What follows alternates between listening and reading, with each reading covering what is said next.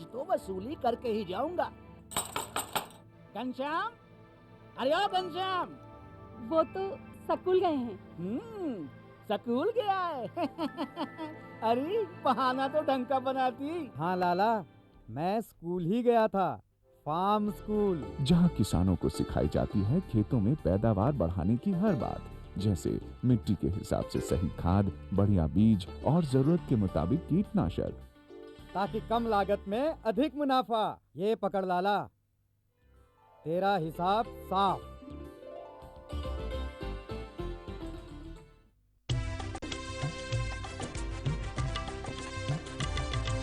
सहकारिता के बल पर विकास के लिए उठे कदम, जन सहकार की ताकत लेकर आगे बढ़ते जाएं हम। जन जन ने इस क्रांति में है विश्वास जगाया, हम सब ने मिलकर विकास का परचम है फहराया। दूर जहाँ सूरज उगता उस धरती से मैदानों तक, हिम शिखरों के श्वेत बर्फ से हिंद महासागर तक। श्वेत क्रांति हो हरित क्रांति या ग्राम विकास की बात, एकता ही धर्म हो अब चाहे दिन हो या रात। कृषि मंत्रालय भारत सरकार द्वारा जनहित में जारी।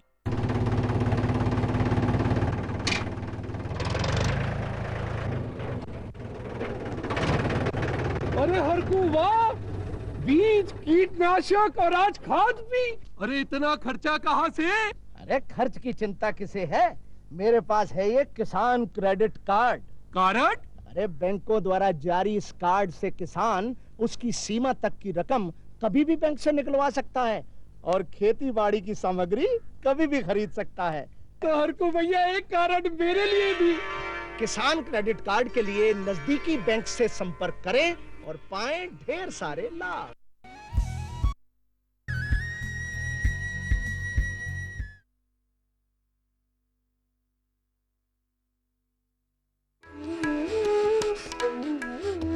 एक अच्छे फसल की उपज के लिए उचित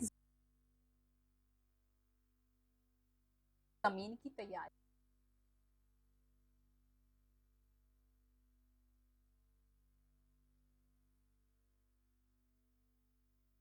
कृषि दर्शन के देखैया जम्मो संगवारी हो, राम राम जय जोहार। संगवारी हो, हमारे सजीव फोन इन में आप मन के स्वागत है। ये बात ला हम सभी जानथन कि हमारे छत्तीसगढ़ प्रदेश में संगवारी हो धान के बहुताया खेती करे जाते, लेकिन ओकर संगे संग हमारे खरीफ में और नाना प्रकार के खेती, दलहन तिलहन के खेती और गन्ना के खेती, मक्का के खेती घलो करे जाते संगवारी हो। फिर कोनो भी खेती के आधार हा कतको मजबूत रहा है, लेकिन अगर ओमा कीट पतंगा के कहीं प्रयोग पड़ गए संगवारी हो, तब फिर तो आप समझो कि हमारे किसान भाई मतलब वो लाभ नहीं मिल सके जो मिलना चाहिए। तो ये कीट पतंगा के विषय में आज हम चर्चा करबो कि खरीफ के जन फसल होते उमा कीट के प्रबंधन कैसे करे जाए, और उपचार कैसे करे जाए। ये है हमारा आज के विषय संगवारी। ये विषय में अगर आप मन के मन में कोनो भी प्रकार के प्रश्न हवे तो आप मन हा ओला टोल फ्री नंबर के माध्यम ले पूछ सकत हो। हमार टोल फ्री नंबर तो आप मन ला पता है 1800-233-9418। ये विषय में ढेरे कन जानकारी देबर आज हमार संग में हवे डॉक्टर SM अली हुमायूं, कार्यक्रम सहायक कीट विज्ञान महासमुंद ले। हमारे कार्यक्रम में आपके बहुत बहुत स्वागत है। नमस्कार। और जैसे कि हम ये जन प्रश्न उत्तरी के सिलसिला ला शुरू करन, ओकर से पहले हम अपन संगवारी मनसन मिल के देखथन ये छोटे से लघु फिल्म ला।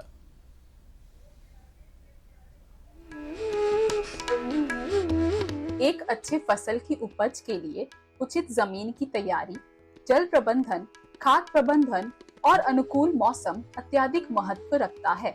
परंतु फसलों में लगने वाले कीट और व्याधि के कारण किसानों की पूरी मेहनत खराब हो सकती है।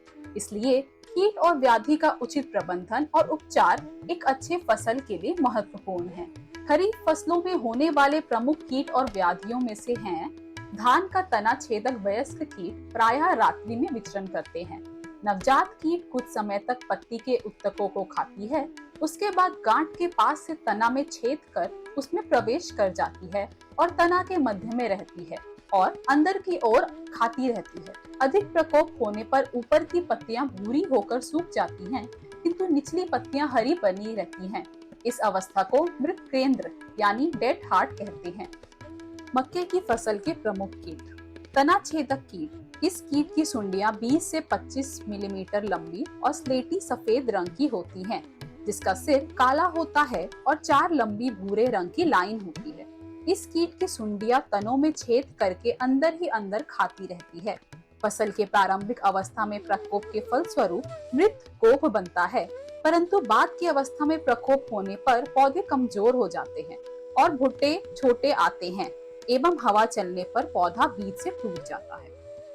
मूंग के फसल में लगने वाले कुछ प्रमुख कीटों के बारे में जानकारी लेते हैं। बीन थ्रिप्स या रस चूसक कीट। बीन थ्रिप्स बहुत छोटे गहरे भूरे रंग के होते हैं। इस कीट के अपरिपक्व व वयस्क अवस्थाएं मूंग के फूलों को प्रभावित करते हैं। इसके प्रकोप से पौधे गहरे हरे रंग के और कमजोर हो जाते हैं। भारी प्रकोप होने पर पत्तियां मुड़ जाती हैं और फूल गिर जाते हैं। कीट और व्याधियों के प्रबंधन के लिए कई तरीके अपनाए जा सकते हैं। उनमें से हैं स्वस्थ बीजों का चुनाव, बीजों को उपचारित करके बोएं, खेत की साफ सफाई, खेत में घास फूस और अन्य अवांछित पौधों को समय समय पर हटाते रहें। हर साल एक ही फसल ना बोएं, बल्कि अलग अलग फसलें बोएं। कीटनाशकों का इस्तेमाल सिर्फ जब जरूरत हो तभी करें और निर्देशानुसार ही करें। नीम का तेल, जीवाणु कीटनाशक आदि का इस्तेमाल करें। समय पर सिंचाई, फसलों को समय पर पानी दें। कीट और व्याधियों का उपचार उनकी प्रकृति और गंभीरता के आधार पर किया जाता है। कुछ सामान्य उपचारों में से हैं रोगग्रस्त पौधों को हटाना। रोगग्रस्त पौधों को जड़ से उखाड़कर नष्ट कर देना चाहिए। प्रभावित पौधों पर कीटनाशकों का छिड़काव करना चाहिए। उर्वरक का इस्तेमाल करके मिट्टी को उर्वरक शक्ति बढ़ाना चाहिए। कीट और व्याधियों से अपनी फसलों को बचाना बहुत जरूरी है। अगर आप इन उपायों को अपनाते हैं तो आप अपनी फसलों को स्वस्थ रख सकते हैं और अच्छा उत्पादन ले सकते हैं। खरीफ की फसलों को कीटों और व्याधियों से बचाना किसानों के लिए बहुत चुनौतीपूर्ण कार्य है, लेकिन उचित प्रबंधन के साथ इस चुनौती का सामना किया जा सकता है।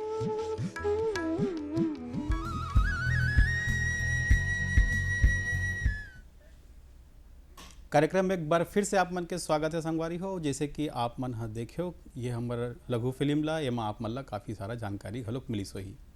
अब हम मन चर्चा करथन हमारे डॉक्टर साहब से कि ये जन कीट व्याधि है भाई, ये कीट व्याधि है कैसन ढंग के होती है और एक का प्रबंधन है। तो सबसे पहला प्रश्न मैं हाँ हमारे किसान भाई मंडा ले करना चाहूँ कि खरीफ फसल जो है डॉक्टर साहब, ये खरीफ फसल में जे कौन कौन से प्रकार के खरीफ फसल हमारे किसान भाई मन छत्तीसगढ़ प्रदेश में लेवत है? देखिए क्या है, जैसा कि अपन सब जानते हैं सब किसान भाई के, और आप और हम भी जो हैं उससे भली भांति परिचित हैं कि छत्तीसगढ़ प्रदेश जो है मुख्य आधार पे जो है धान की खेती उसमें की जाती है। बिल्कुल। लेकिन इसके साथ साथ हम किसान भाइयों को ये भी कहते हैं कि धान लगा लगा के, जैसा कि कई जगह उनको सुझाया जाता है, बताया जाता है कि एक ही तरह की फसल लेने से जो है मिट्टी की उर्वरता क्षमता कम होती है, तो इसीलिए हम चाहते हैं कि खरीफ के सीज़न में किसान भाई दूसरी फसलें भी लें। जी जी। तो उनके पास जो है एक ऑप्शन रहता है कि वो मक्का ले सकते हैं, उड़द ले सकते हैं, मूंग ले सकते हैं, अरहर ले सकते हैं, तिल की बुआई वो कर सकते हैं, गन्ने की खेती किसान भाई कर सकते हैं। तो धान के अलावा जो है मुख्य रूप से ये फसलें छत्तीसगढ़ के वातावरण के हिसाब से आसानी से की जा सकती हैं। जी जी। अच्छा डॉक्टर साहब, जैसे हम बात करत हन खरीफ के फसल के, मतलब जे समय में पानी गिरथे वो समय में खरीफ फसल, का खरीफ के फसल में ज़्यादा कीट व्याधि आते अपेक्षाकृत रबी के?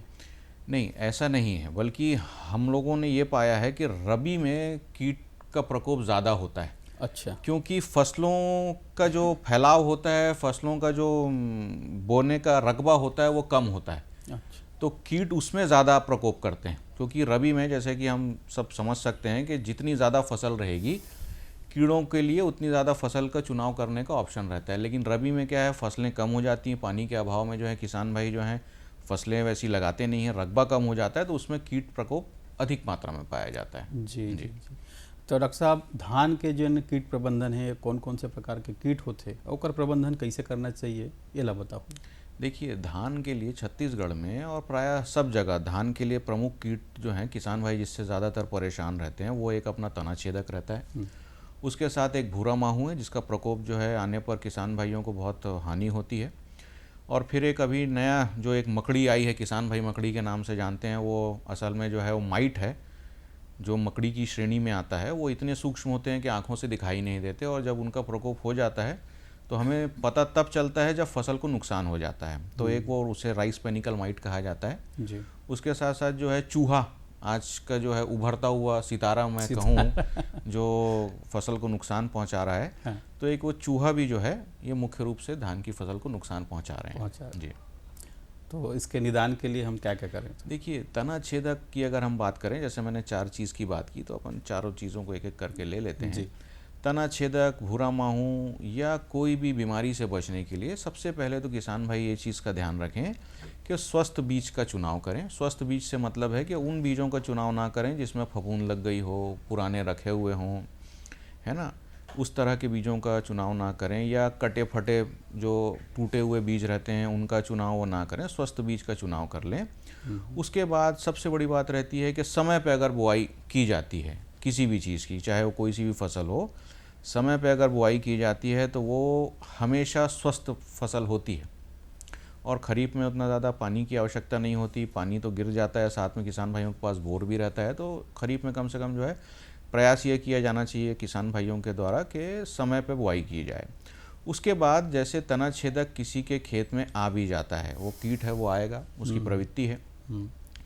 तो तना छेदक अगर आपके कीट का प्रकोप आपके खेतों में हो चुका है तो उसके लिए सबसे पहले हर चीज़ के लिए आपको सतत निगरानी की ज़रूरत है। किसान भाई, हर किसान भाई अपने खेत में जाता है तो वो देखता है कि हमारे खेत में कोई बीमारी या कीट लग तो नहीं गया, लेकिन उसकी पहचान आपको ज़रूरी है। हम एकदम से भी किसी दवा की सलाह नहीं देते। जैसे तना छेदक है, अगर कोई किसान भाई अपने खेत में चल रहा है और उसे प्रति वर्ग मीटर में अगर एक तना छेदक के अंडे का गुच्छा दिख जाता है या एक तितली उड़ते हुए दिख जाती है, तो किसान भाई को समझना चाहिए कि अब मुझे जो है इस दवा का प्रयोग करना है तना छेदक को नियंत्रित करने के लिए। तो तना छेदक के लिए जो दवाएं हैं, हम जो सलाह देते हैं वो ये सलाह रहती है कि अगर पौधा जो है 50 दिन के अंदर का है तना छेदक के लिए, तो कोई भी दानेदार या पाउडर फॉर्म में जो दवा आती है उसका प्रयोग करें, वो ज़्यादा कारगर होती है। तो वो कार्टाप हाइड्रोक्लोराइड हो सकती है, फिप्रोनिल का पाउडर हो सकता है, तो कोई भी इस तरह की दवा जो है किसान भाई इस्तेमाल कर सकते हैं। और अगर 50 से ऊपर दिन का अगर धान का पौधा हो गया है तो तना छेदक के लिए वही दवाओं का घोल आता है, लिक्विड आता है, तरल आता है, उसका प्रयोग करना चाहिए। तो अगर कार्टाप फिप्रोनिल का अगर इस्तेमाल किसान भाई करता है तो 300 ml प्रति एकड़ के हिसाब से फिप्रोनिल का इस्तेमाल कर सकता है। वहीं दानेदार का अगर प्रयोग करता है कार्टाप हाइड्रोक्लोराइड तो 4 किलो प्रति एकड़ के हिसाब से किसान भाई उसका प्रयोग कर सकते हैं। इन दवाओं से तना छेदक का नियंत्रण बहुत अच्छी तरह से होता है, क्योंकि तना छेदक दो अवस्थाओं में आता है, एक शुरू में और एक बाद में। तो इसलिए मैंने दोनों अवस्थाओं का नियंत्रण बता दिया किसान भाइयों के लिए जी। इसके बाद अगर देखा जाए जो एक सबसे बड़ी समस्या है भूरा माहू की, तो भूरा माहू के लिए किसान भाइयों को ये ध्यान में रखना है कि अति आवश्यक हो तभी नाइट्रोजन जो खाद है उसका प्रयोग करें। ज़रूरत से ज़्यादा पौधे जो हैं हरे ना रखें, क्योंकि रस चूसक कीटों को रस चाहिए और रस का निर्माण ज़्यादा नाइट्रोजन डालने से ज़्यादा पौधे हरे हो जाते हैं, तो वो पौधे जो हैं वो उन कीटों को आकर्षित करते हैं।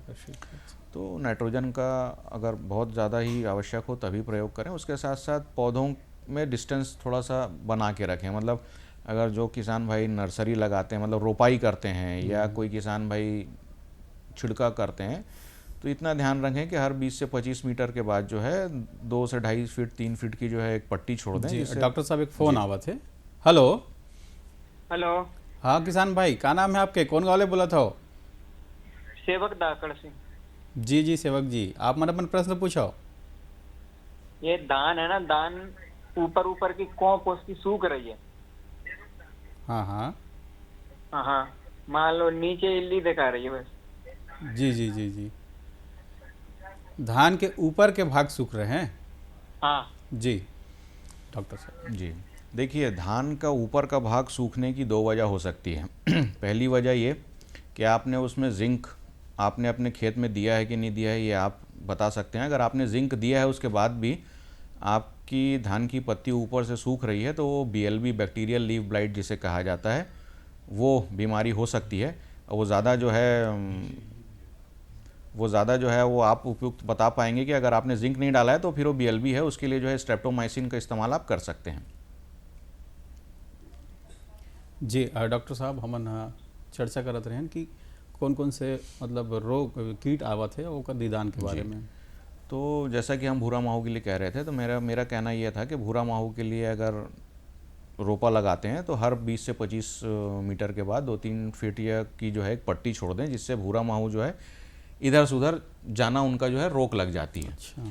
उसके बाद भी अगर भूरा माहू आते हैं तो प्रति पौधा अगर भूरा माहू किसान को 10 से 12 अगर दिखते हैं, किसान भाई कभी भी किसी खेत में उतर जाएं और सतत निगरानी में अगर उनको ऐसा लगता है, अचानक किसी पौधे को वो देखते हैं उसमें लगता है कि उनके प्रति पौधा जो है 10 से 12 जो है भूरा माहू हैं जी, डॉक्टर तब साहब फिर वो दवा का फोन आवा है उपयोग डॉक्टर करें। साहब। जी हेलो हेलो। हाँ भैया, दीपक कुमार बोल रहा हूँ बलौदा बाजार से। जी जी दीपक भैया, आप मन अपन प्रश्न पूछो। हाँ भैया, हमारा धान डाले में 2 एकड़ में उतना छदब्बर हो गए है। महामाया आप बोए हब? हाँ, हाँ। ओकरे जानकारी चाहिए भैया। तना छेदक के विषय में कितना समय हो गया आपको बोए हुए? वो अपना पोटरी पान खींचत दिया है। अच्छा, और महामाया धान है आपका? हाँ। देखिए, तना छेदक के लिए आप जो है ना फिप्रोनिल नामक जो दवा मैंने बताया वो 300 ml प्रति एकड़ के हिसाब से उसका उपयोग कर लें। लेकिन ध्यान ये रखें कि 300 ml दवा को जो है आप 13 स्प्रेयर में घोलेंगे। आप 300 ml का 13 अलग अलग नाप बना लीजिए और एक एक नाप को एक एक स्प्रेयर में डाल के 13 स्प्रेयर का जो है घोल तैयार करके आप करेंगे। आप इस दवा को 5-6 स्प्रेयर में नहीं ख़त्म करेंगे। जितनी दवा मैंने बताई है वो 1 एकड़ के लिए है और उस 1 एकड़ की दवा को आप 13 स्प्रेयर बना के घोल का इस्तेमाल करिए। तना छेदक आपका कंट्रोल हो जाएगा। जी डॉक्टर साहब, हम भूरा माहू के विषय में बात कर रहे हैं। तो भूरा माहू के लिए मैं बता रहा था कि भूरा माहू अगर आता है, पौधे सूखने लगते हैं, किसान भाई भली भांति परिचित हैं उसके प्रकोप से, तो बस हमको ये करना है, दवा किसान भाई भी जानते हैं कि भूरा माहू के लिए जो है कोई सा ऐसी दवा लगती है जो पौधे के तंत्र में जाती है। तो बस निगरानी ये रखना है कि जब 10 से 12 भूरा माहू प्रति पौधे होते हैं तभी दवा का प्रयोग करें, अन्यथा ना करें। क्योंकि भूरा माहू में एक प्रवृत्ति होती है कि अगर दवा सही समय पे नहीं डाली जाए, पहले डाल दी जाए, तो उनके अंडा देने की क्षमता बढ़ जाती है, तो वो दुगनी तेज़ी से पौधे को नुकसान करते हैं। और कोई भी ऐसी दवा मात्रा में ही डाली, जो अनुशंसित मात्रा रहती है उसी मात्रा में इस्तेमाल करना चाहिए, नहीं तो वो फिर अंडा देने की क्षमता बढ़ जाती है, उससे वो नियंत्रण की जगह और ज़्यादा नुकसान हो जाता है। तो किसान भाई इस चीज़ का ध्यान रखें। जी, इसके बाद जो है एक चूहे का मैंने बताया। चूहा जी, चूहे का प्रबंधन जो है वो बहुत मुश्किल है, क्योंकि चूहा बहुत चालाक प्राणी होता है। जी, और चूहा पहले ये माना जाता था कि चूहा जो है पानी भरा रहता है धान के खेत में तो चूहा जो है खेत में जाता नहीं, लेकिन ये पाया गया कि चूहा बहुत अच्छा एक तैराक होता है। और उसकी एक आदत ये होती है कि उसको पहचान हम इससे सकते हैं कि चूहे का जो काटा हुआ रहता है वो टेढ़ा कटता है ऐसा। जी जी जी डॉक्टर साहब, एक और किसान भाई जुड़े हैं। जी, हेलो। हाँ सर, नमस्कार। हाँ नमस्कार भाई, क्या नाम है आपके? मैं आयुष कुमार अग्रवाल बोल रहा हूँ, रतनपुर में मेरा गांव है। जी जी। वहाँ धान की फसल लगी है और कुछ पत्ते पीले पड़ते जा रहे हैं और तना छेदक भी आ गया है जी, तो उसका क्या उपचार है बताइए, और जिंक खाद डालने से क्या फायदा है? ठीक है, देखिए जो पीली आपकी पत्ती पड़ रही है, आप दोनों चीज़ में ये देख लें कि तना छेदक आपका ज़्यादा है कि पीलापन आपका ज़्यादा है, आपको नियंत्रित किसको पहले करना है। मैं दोनों का उपचार आपको बता देता हूँ, क्योंकि दोनों की दवाएं साथ में मिला के नहीं डाली जाएंगी। आप अगर पीलेपन को दूर करना चाहते हैं, आपको ऐसा लगता है कि पीलापन ज़्यादा है, आपको उससे ज़्यादा नुकसान हो सकता है, तो आप जो है अपने खेत में 19-19-19 या 20-20-20 जो NPK का घोल आता है उस घोल का छिड़काव कर लें। 60 से 70 ग्राम एक स्प्रेयर में घोल करके साथ में चिलेटेड जिंक आप 8 ग्राम मिला लेंगे, इसका स्प्रे कर लें। इससे आपका जो पीलापन है वो दूर हो जाएगा। दूसरा ये कि जो तना छेदक है, तना छेदक की दवा आप 5 से 6 दिन के बाद में डालें, या पहले तना छेदक को अगर आप डालते हैं तो उसको डालने में 5-6 दिन का जो है गैप रख लें। तो तना छेदक के लिए मैंने जैसे फिप्रोनिल की बात कही, उसके अलावा जो है आप इंडोक्साकार्ब डाल सकते हैं 100 ग्राम प्रति एकड़ के हिसाब से, लेकिन स्प्रेयर में 13 स्प्रेयर की मात्रा आप रखेंगे। जो भी है 13 स्प्रेयर 1 एकड़ में जाना चाहिए। उस दवा की मात्रा को आप 13 स्प्रेयर के हिसाब से बना लीजिए और वो पूरा का पूरा उसी खेत में चला जाए। तो इस तरह से जो है आप नियंत्रण कर सकते हैं तना छेदक का, और वो घुलनशील जो है उर्वरक दे करके आप अपने पीलेपन को दूर कर सकते हैं धान के। जी जी डॉक्टर साहब, हम अब बात कर रहे हैं चूहा के नियंत्रण पर। आप कुछ बतावत रहे हो। देखिए, चूहा जो होता है वो मैं बता रहा था कि चूहा जो है कभी भी फसल को जो है सीधा नहीं काटता जी। चूहा जो है हमेशा फसल को ऐसा टेढ़ा काटता है, जिससे स्लांट हम कहते हैं। या आजकल जैसे कुछ वो खाने का मिलता है ना, स्प्रिंग रोल जो ऐसा टेढ़े कटे रहते हैं, उस तरह से काटता है। अगर आप धान के उसको देखेंगे, और चूहा एक दिन में जो है आपका 20, 30, 40 पौधों को नुकसान कर देता है। तो चूहे का नियंत्रण के लिए देखिए दवाएं तो बहुत सारी आती हैं मार्केट में, ब्रोमोडायोलिन है, वारफीन है, जो भी हैं दवाएं आती हैं। लेकिन हमने एक देसी तरीका अपना करके देखा है, उससे चूहे के नियंत्रण में हमें काफ़ी जो है किसानों से फीडबैक मिला कि इससे बहुत अच्छा चूहा जो है नियंत्रित हो रहा है। हम क्या करते हैं कि 1 किलो गुड़ लेते हैं और 1 किलो सीमेंट लेते हैं, जो घर बनाने के लिए काम आता है। या आप 1 पाव लें या जितना लेना है लें, लेकिन दोनों की मात्रा सेम रहेगी। दोनों को अच्छे से मिला लें, लेकिन गुड़ गीला ना हो, ये ध्यान रखें, सूखा गुड़ लें। दोनों को आपस में मिला लें और उसकी छोटी छोटी जो है गोलियां बना लें, और उन गोलियों को सूखी जगह पे, जहाँ चूहे का बिल है सूखी जगह पे, पानी ना हो, क्योंकि अगर पानी रहेगा तो वो सीमेंट जो अंदर मिला हुआ है वो कड़ा हो जाएगा। तो सूखी जगह पे रखें तो चूहा वो गुड़ की वजह से उसको खाता है, और खाने के बाद जो है वो अंदर जाने के बाद वो सीमेंट है, सीमेंट गीला होता है, उसके बाद वो सूख के जम जाता है। तो उससे जो है पाचन तंत्र उसका बंद हो जाता है चूहे का, जिससे जो उसका नियंत्रण किया जा सकता है। ये डॉक्टर साहब एक बड़े और फोन आ है। हेलो। हाँ सर, नमस्कार। हाँ नमस्कार भाई, कौन गाँव बोला था? क्या नाम है आपके? मैं महासमुंद जिला से बोला था सर, भूपेन चक्रधारी नाम है मोर। जी भूपेन भैया, आप मन प्रश्न पूछो। हाँ, मैं ये बोलत रहे कि मोर धान भी गबोड़ अवस्था में हो नहीं है, हफ्ता बंद में हो जाए गबोड़ अवस्था में। हाँ हाँ। एनपीके 0050 डाल हो, इसे सोचा था पहली बार प्रयोग करा था। अच्छा। तो का बाइफेंथ्रीन वो जो लकोवालाई के दवाई से मिला के डाल सकते हैं, कैसे पूछा रहे हमें? नहीं, देखिए अगर आपको एनपीके डालना है तो आप उसमें दवा ना मिलाएं, क्योंकि हमारे तरफ से कभी भी सलाह जो है उर्वरक के साथ कीटनाशक, फफूंदीनाशक, नींदानाशक को मिलाने की नहीं दी जाती है। दोनों की प्रवृत्ति अलग होती है, इसलिए उनका प्रयोग अलग अलग करना चाहिए। और आप जो है अनावश्यक, अभी आपके गभोट अवस्था में अनावश्यक अगर आप जो है एनपीके डालेंगे तो वही होता है कि जैसा कि किसी चीज़ की ज़रूरत आपको नहीं है और ज़बरदस्ती आपको जो है वो चीज़ खिला दी जाए, तो पौधे कई बार ऐसा होता है कि दाने पोचे निकल जाते हैं। तो इस चीज़ का ध्यान रखें। अगर आपके पौधे को ज़रूरत है, आपका पौधा ऐसा लगता है कि उतना मजबूत नहीं है, उतना पोषित नहीं है, तब आप डालें, अन्यथा ना डालें। जी डॉक्टर साहब, हम हाँ जैसे धान के बात करते रहे हैं जी। अब अगर हम दलहन तिलहन के बात करते हैं जी, तो दलहन तिलहन में भी यही प्रकार के कीट पतंग रहते कि वो कीट पतंग अलग हो जाते? कीट पतंगे जो हैं वो हर फसल में हैं, लेकिन इनसे कुछ अलग हो जाते हैं। इनसे अलग हो जी, जाते हैं। उनका दवाई भी अलग हो जाता है। दलहन के कीट अलग है। दवाएं जो हैं, देखिए दवाएं जो हैं वो थोड़ी अलग हो जाती हैं। उसमें दलहन तिलहन में ज़्यादातर रस चूसक कीट आ जाते हैं जी, तो उनके लिए दवाएं अलग हो जाती हैं, मात्राएं अलग हो जाती हैं, उनको डालने का तरीका अलग हो जाता है। और तिलहन की बात करें तो तिलहन में भी जो है दवाएं वही लगती हैं, बहुत से अलग अलग मॉलिक्यूल आते हैं जिसका प्रयोग हम समय के हिसाब से, कीट के आक्रमण के हिसाब से जो है किया जाता है। जी।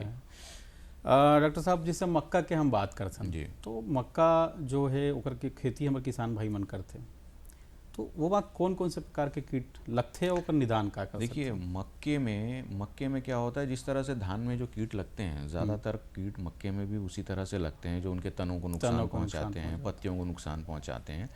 लेकिन अभी एक कीट आया है जिसे फाल आर्मी वर्म कहा जाता है। जी डॉक्टर साहब जी, एक बार और रुकबो। हेलो। हाँ जी किसान भाई, क्या नाम है आपके, कौन गाँव ले बोला था? मंगलेश पटेल बोला था, बीरू टोला, राजनांदगांव जिला से। जी जी जी, जो अभी नदी के बाढ़ आए ना, वो बाढ़ में धान के बाली डूब गए जी। हाँ, तो का डालना पड़ी सर? वो काला काला हो गए और बाल आहित नहीं यही हुआ। देखिए धान अगर आपका पूरा डूब गया है, डूब के पानी उतर चुका है, तो उसके बाद अगर आपका धान काला पड़ रहा है तो धूप निकलने दीजिए। वो जो है जो पानी की वजह से जो उसमें जो है फफूंद लगी है वो सूख जाएगी। और अगर आपको ऐसा लगता है कि 2-3 दिन में वो फफूंद काली वाली नहीं हटती है, तो आप हेक्साकोनाजोल जो आता है 5%, उसका जो है आप घोल का इस्तेमाल कर सकते हैं। वो आप जो है 300 ml प्रति एकड़ के हिसाब से उसका इस्तेमाल करें और उसको 14 से 15 स्प्रेयर में आप डालेंगे। तो इस प्रकार से आप उस घोल का प्रयोग करके वो काली फफूंद के नुकसान से आप बच सकते हैं। बच सकते हैं जी। डॉक्टर साहब बहुत सुघर जानकारी आप हमारे किसान भाई मलदे हो, एक बार आपका बहुत बहुत धन्यवाद। धन्यवाद सर। संगवारी हो आप मन देखो सुने कि कैसन ढंग के आप मन हाँ धान के खेती के संगे संग खरीफ में जो भी फसल लगात हो आप मन ओकर प्रबंधन कीट प्रबंधन कैसे ढंग कर सकते हो। अगले अंक में फिर मिलबो, तब तक बर जय जोहार।